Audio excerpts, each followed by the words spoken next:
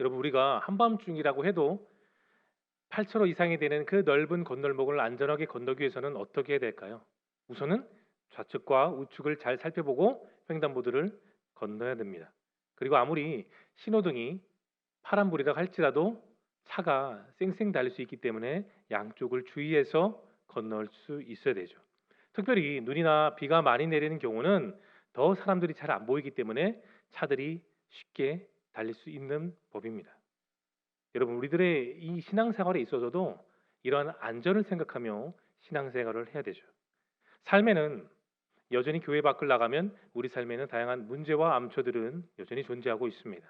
그 다양한 문제 가운데 하나가 이상주의죠.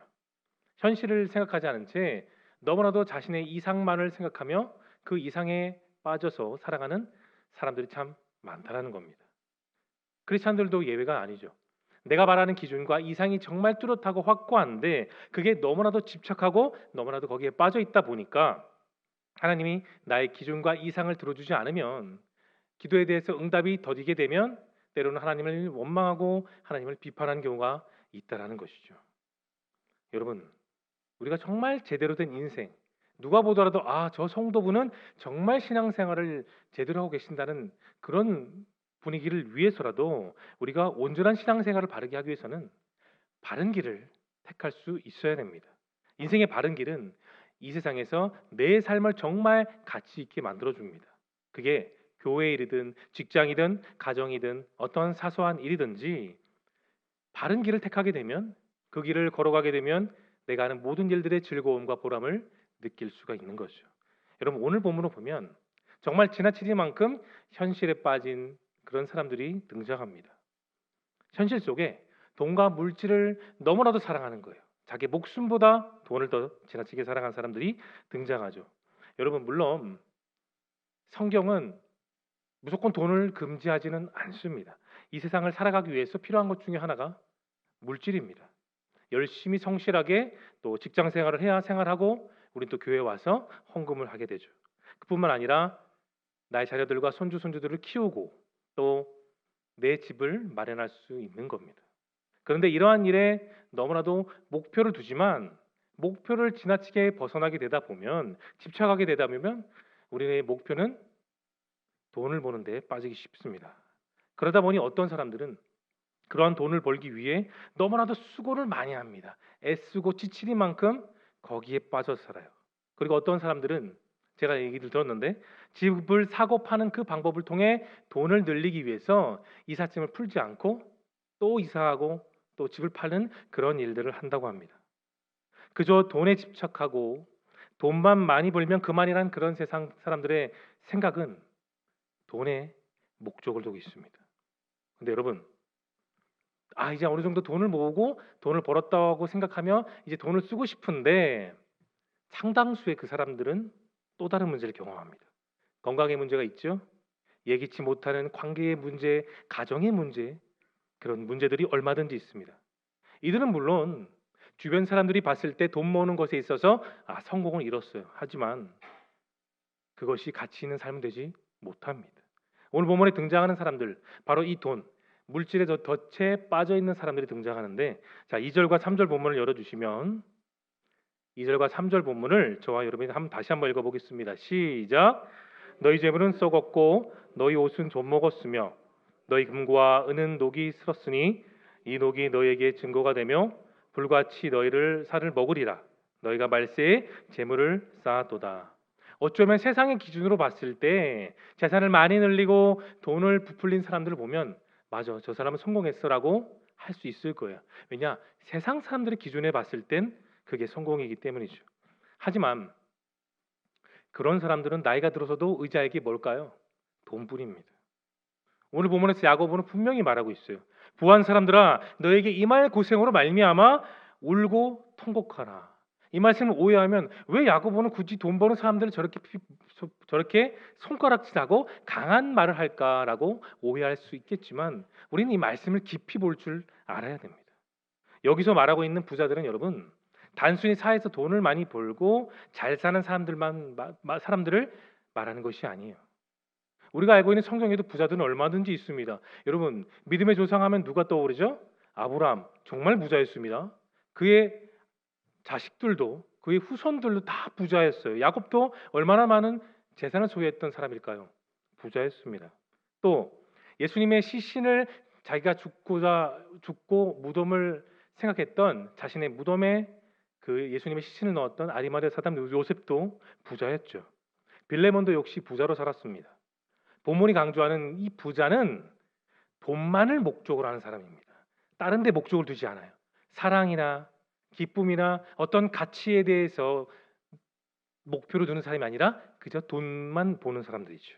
여러분, 우리 모두가 하나님이 주신 믿음을 굳건하게 붙들면 하나님은 분명히 약속으로 축복하십니다. 누구로 보면 알 수 있을까요? 아브라함입니다. 아브라함이 믿었으니 그것을 의로 여기시고 그것을 통해 아브라함은 만대로 그 후손들이 축복을 누렸으니 우리는 말씀을 보고 우리도 믿고 있습니다. 증거하고 있어요. 그분의 축복은 성도들이 하는 모든 사업에 더하는 축복을 하십니다. 형통하게 이끄십니다. 물질적인 축복도 하나님은 더해 주세요. 하지만 여기서 우리가 반드시 기억할 것이 있어요. 이러한 복은 하나님이 우리 모든 성도들에게 주신 축복의 가장 지극히 일부분이라는 겁니다. 전부가 아니라 옵션 중에 하나라는 거예요. 앞서 말씀드렸던 그런 복들은 우리 삶에 더해 주시는 것이지만 내 삶을 본질적으로 변화시키는 능력은 아니라는 겁니다. 성경 어디를 보더라도 물질 축복을 통해 신앙의 중심이 변화된 사람은 아무도 없어요. 믿음으로는 변화됐지 물질로는 변화된 사람은 결코 없습니다. 하나님이 우리를 부르셨죠. 의롭게 하셨습니다. 자녀 삼아 주셨죠. 근데 그 내막을 보면 내가 하나님 앞에서 가치 있는 사람으로 하나님이 변화시켜 주셨다는 겁니다. 그게 신앙인이에요. 하나님 우리들에게 정말 가치 있게 사는 삶의 비결을 주셨습니다. 그래서 그 감추인 부활을 날마다 듣고 보고 묵상함으로써 그것을 캐내서 더욱더 가치 있는 인생을 살도록 우리에게 선물로 말씀을 주셨습니다. 그래서 여러분, 말씀을 사모하는 분들은 눈빛이 달라요. 말씀을 사모하는 분들은 표정도 다르죠. 왜냐고요? 말씀을 들으면 들을수록 새로운 도전이 되고 말씀을 소망하고 사랑할수록 내 마음의 감동과 삶의 희망을 그곳에서 얻을 수 있기 때문입니다. 하나님의 백성들은 물론 세상 사람들을 그 가운데서 더불어 삽니다. 세상 일을 근면성실하게 하며 물론 그 속에서 돈도 벌죠. 물론 돈을 버는 것도 필요하지만 우리에게 더 중요한 것은 주님의 보화를, 그 값진 보화를 날마다 캐내어 내 것으로 소유한 데 있음을 여러분 믿으시기를 바랍니다. 지속적으로 보화를 캐내고 발견하는 삶을 살아야 내가 진짜 그 보석보다 더 가치 있는 삶을 살 수 있는 거예요. 여러분, 그렇지 않으면, 그렇게 생활하지 않으면 우리는 세상 사람들과 똑같을 수밖에 없습니다. 우리도 세상 사람들처럼 돈의 노예, 돈의 덫에 빠질 수밖에 없는 거예요. 돈과 물질은 인생을 사는 데 있어서 물론 가치, 희망과 인생을 안겨주는 하나의 부분입니다. 열심히 벌고 모으고 아끼는 것도 필요하겠지만 여러분, 그것을 가치 있게 쓸 줄 알아야 되는 것이죠. 한번 예를 들어 보겠습니다. 청년은, 20대 청년은 50대 60대 장년에 비해서 어떨까요? 건강하고 체력도 있습니다. 젊고 시간도 많죠. 하지만 청년이 젊고 건강하다고 시간이 많다고 해서 시간을 가치 있게 보내지 않고 게임이나 도박이나 술과 담배를 하게 되면 아무리 젊은 청년이어도 그 삶은 무가치할 수밖에 없는 겁니다. 여러분, 우리는 하나님이 보시기에 다 가치 있는 사람입니다. 가치 있는 사람들이기 때문에 시간도 가치 있게, 물질도 가치 있게, 인생도 가치 있게 쓸 줄 알아야 되는 것이죠. 다시 한 번 더 우리 2절 3절 본문 너무나도 중요하기 때문에 다시 한번 같이 읽어보겠습니다. 시작. 너희 재물은 썩었고 너희 옷은 좀 먹었으며 너희 금과 은은 녹이 슬었으니 이 녹이 너희에게 증거가 되며 불같이 너희 살을 먹으리라. 너희가 말세의 재물을 쌓았도다. 본에 나온 사람들은 물질을 내 마음에 그리고 주변에 쌓고 소유하고 있어요. 그런데 쌓아놓기만 했지 정작 가치 있게는 쓰지 않았습니다. 본문에 따라 보면 어떤 이들은 돈을 참 많이 모았는데 어떻게 될까? 결과가 그 재물이 지금 썩었다고 합니다. 또 어떤 사람들은 정말 값비싼 아주 비싼 그 옷들 있잖아요. 무스탕 같은 그런 옷을 잘 많이 모았어요. 그런데 잘 모았는데 나중에 보니까 그 옷이 좀 먹었다는 겁니다. 못 입게 되었다는 거예요. 금과 은과 진귀한 보석을 잘 집안에 쌓아놨는데 다 무가치한 쇳덩어리가 되었다는 겁니다. 본문에 나온 부자들은 이 세상에서 가장 귀하다는 돈, 옷, 금은보화 역시 다 부패한다는 사실을 전혀 몰랐습니다. 그래서 그냥 집착적으로 모으기만 했던 거죠. 평생 이런 것을 모으고 나름 열심히 살았지만 그의 노년의 인생에 보니 아무 소용이 없었다는 거예요. 그들이 모은 곳은 3절 본문을 보시면 녹슬었다고 말합니다. 세상의 대부분의 사람들은 죄송합니다. 세상의 많은 사람들은 이 세상에 존재하는 것이 전부로 생각합니다. 그런데 하나님 보실 때 그런 모은 돈들이 지금 이 본문에 나와 있는 사람들을 보았을 때 그들은 부패했고 명품들이 다 좀이 먹었습니다. 3절 끝에 나오는 구절을 여러분 보십시오. 너희가 말세의 재물을 쌓았도다. 이들은 자신의 마지막까지 재물만을 쌓았어요.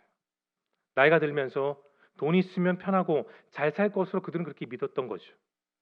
하지만 그런 돈이 결국은 자신의 생명을 단 1분도 보존하지 못했습니다. 사랑하는 성도 여러분, 하나님께서 정말 우리들에게 원하시는 것이 무엇일까요? 우리 각자가 이 세상 가운데 가치 있는 인생을 사는 데 있습니다. 가치 있는 인생은 여러분 단순히 공부를 많이 한다고 해서 학사, 석사, 박사 학위만을 딴다고 해서 가치 있는 인생이 완전하게 되는 건 아니에요. 돈만 모은 데도 있지 않아요. 하나님 보시기에 내가 정말 가치 있는 사람이 되려면 무엇보다 하나님의 말씀을 삶 속에서 만나야 되는 것입니다. 그것을 내 삶 속에 적용하고 내 삶 속에서 이루어야 우리가 진짜 가치 있는 사람이 되는 겁니다. 주의 말씀들, 그 안에 문자 하나하나 그것들이 살아서 역동적인 내 삶 속에서 나타나야 내가 모든 것을 주신 말씀을 믿고 의지하며 순종할 때에 비로소 나는 세상 사람 아무개가 아닌 하나님의 사람 아무개가 되는 것입니다. 내가 하나님 말씀을 경험하고 믿고 의지하면 우리는 세상의 것들에 만족하지 않고 집착하지 않아요. 유혹당하지 않습니다. 왜냐고요? 세상의 가치와 이 말씀의 가치는 비교가 안 되기 때문입니다. 우리가 그것을 믿고 알기 때문이에요. 여러분, 왜 세상 사람들이 그렇게 명품을 좋아할까요? 평범한 물건보다 더 가치 있고 럭셔리하기 때문입니다. 우스갯소리겠지만 한 말씀 드릴게요. 자, 하늘에서 갑자기 일기에 보이는 비가 안 왔는데 갑자기 비가 올 때 사람들을 잘 보면 가방 드는 사람도 있어요. 근데 어떤 사람들은 가방을 머리에 쓰는 사람도 있고요. 어떤 사람은 자기 옷에 가방을 넣기도 합니다. 자, 퀴즈 내보겠습니다. 머리에 쓰는 사람이 명품을 들고 있는 사람일까요? 내 몸에 품고 있고 비를 맞는 사람이 명품을 들고 있는 사람일까요? 정답은 후자입니다. 왜냐하면 명품을 든 사람은 그냥 차라리 내가 비를 맞을지언정 아끼는 겁니다. 그 가치를 알기 때문이에요.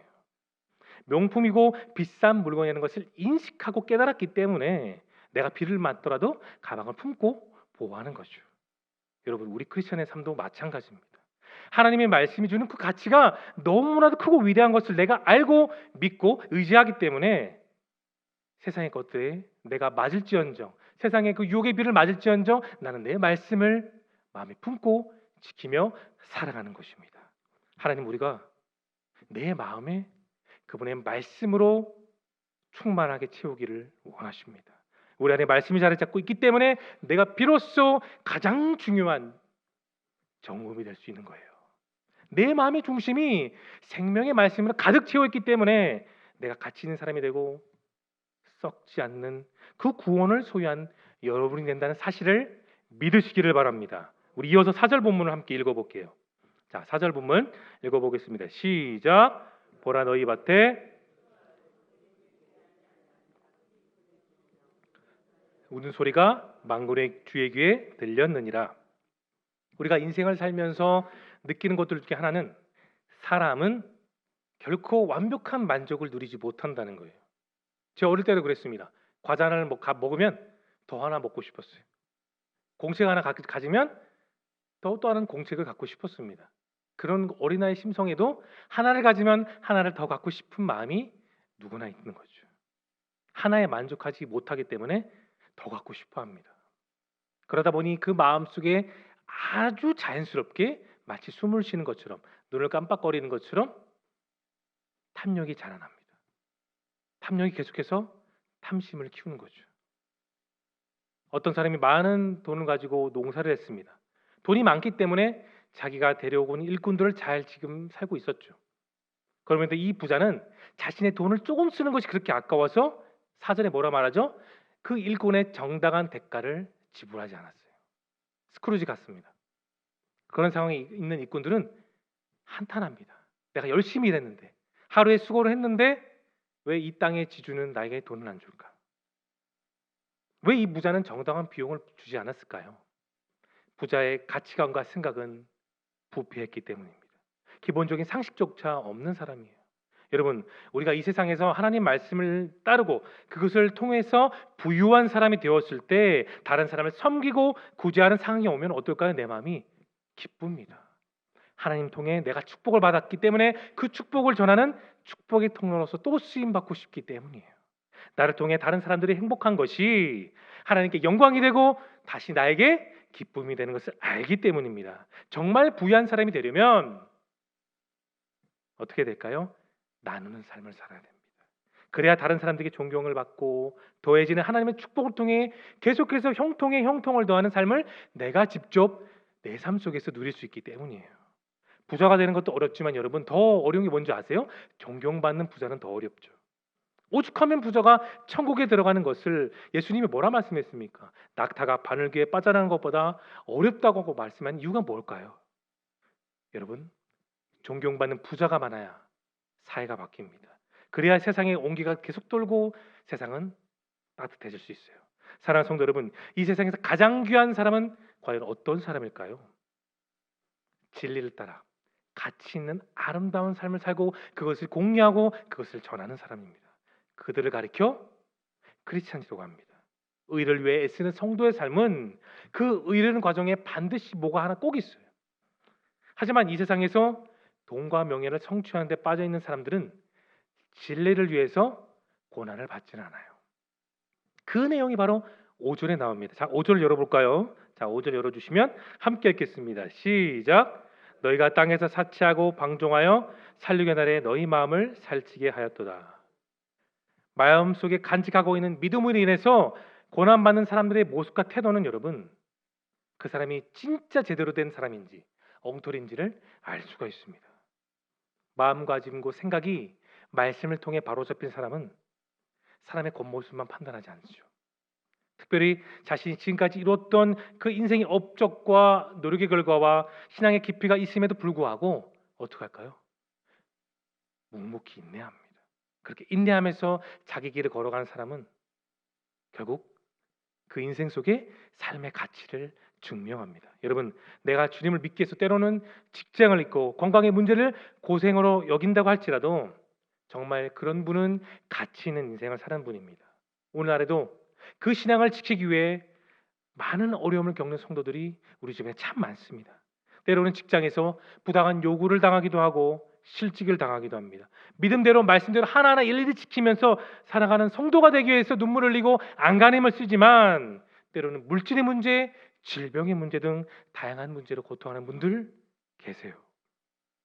비록 고통을 당하는 그런 분들이 주님이 보시기에 진짜 가치 있는 분입니다. 나는 과연 가치 있는 사람인가? 우리는 한번 내 스스로를 던져보아야 되는 질문이라고 저는 생각합니다. 여러분, 어떤 분들이 정말 당신은 정말 가치 있는 분이십니까? 라는 그 질문에 여러분, 네, 저는 가치 있게 살고 있습니다라고 담대하게 말씀할 수 있기를 소망합니다. 그리고 언젠가는 주님이 다시 이 세상에 오실 때 우리의 가치를, 그 삶의 가치를, 신앙인의 가치를 완전히 증명해 주실 것입니다. 우리가 이어서 오늘 본문 7절과 8절을 한번 읽어보겠습니다. 7절 8절입니다. 시작. 그러므로 형제들아 우리가 주께서 강림하실 때까지 길이 참으라. 보라, 농부가 땅에서 나는 귀한 열매를 바라고 길이 참아 이른 비와 늦은 비를 기다리다니 너희도 길이 참고 마음을 굳건하게 하라. 주의 강림이 가까우니라. 아멘. 농부는 정말 기다림의 삶을 잘 보여줍니다. 하지만 그가 땅에 심은 그 씨앗이 당장 열매를 맺지 않는다고 땅을 파는 어리석은 분들은 없어요. 그래서 농사하는 분들은 싹이 나지 않은 상황을 묵묵히 기다립니다. 열매가 빨리 자라지 않아도 계속해서 기다리죠. 추수하는 계절인 가을이 온다고 할지라도 벼가 고개를 완벽하게 숙일 때까지 낯을 들지는 않습니다. 인내합니다. 그렇게 기다림의 과정을 묵묵히 인내하고 또 인내하다 보면 어느새 풍성한 결실의 계절을 만끽하게 되죠. 그렇습니다. 농부는 풍성한 결실의 시간을 위해 인내하고 또 인내합니다. 지금 당장 눈에 보이는 것이 없어도 결실의 타이밍을 전혀 알 수 없을지라도 그 속에서 싹이 났고 꽃이 피고 열매가 탄생되는 것을 기다릴 줄 알아요. 여러분, 농부들이 씨를 뿌리는 것처럼 우리 역시 내 삶 속에 신앙의 씨를 우리는 날마다 뿌립니다. 믿음으로 뿌리죠.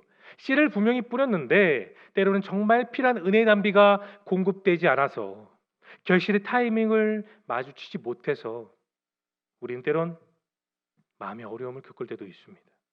그러나 끝까지 참고 인내하며 씨를 뿌리는 수많은 농부들은 가을에 많은 열매를 거두는 것처럼 우리 역시 그 결실과 풍성한 때를 위해 여러분 인내하며 나아갈 수 있기를 바랍니다.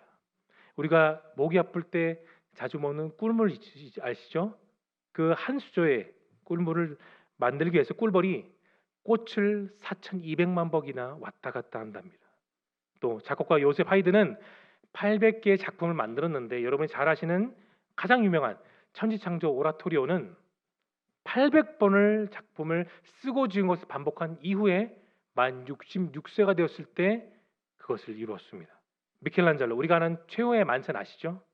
8년 동안 스케치만, 밑그림만 2,000번을 썼다 지었다 하고 결국은 그 대작을 만들었습니다. 우리가 복음을 위해서, 복음의 씨앗의 열매를 거두기 위해서는 인내를 가지고 여러분 꾸준히 기다려야 됩니다. 때로는 실패하고 좌절의 경험은 다 있어요. 사람들로부터, 주변 세상 사람들로부터 무시를 당할 수 있습니다. 그래도 우리는 기다려야 됩니다. 그래도 기다려야 됩니다. 그래도 인내해야 됩니다. 오늘도 우리는 그렇게 인내하며 주님의 전으로 나왔습니다.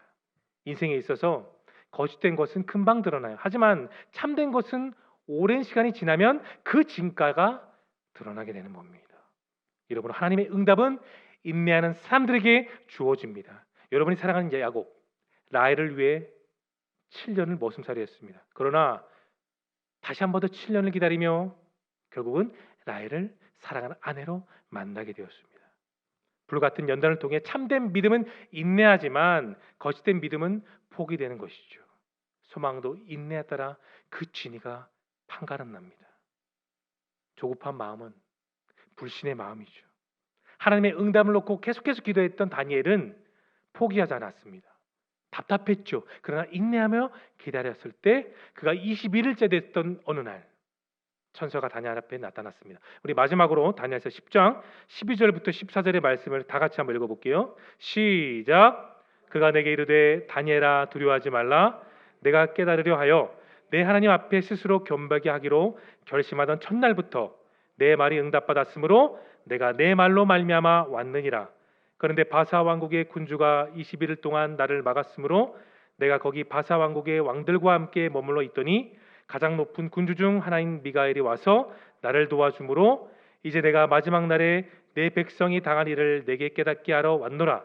이는 이 환상이 오랜 후에 이름이라 하더라. 아멘. 사랑하는 성도 여러분, 하나님의 응답을 확실히 받기 위해 인내하십시오. 온전한 그 가치를 증명하기 위해서도 인내할 수 있기를 소망합니다. 더욱 주님을 의지하고 우리의 마음을 그 인내로서 말씀으로 채워나갈 수 있기를 바랍니다. 우리 각자의 마음이 세상을 향하는 마음이 아니라 하나님 향해 오직 그분의 도우심으로 우리의 믿음의 발걸음을 계속해서 전진하며 나아갈 수 있는 저와 여러분 모두가 될 수 있기를 예수님의 이름으로 축원합니다.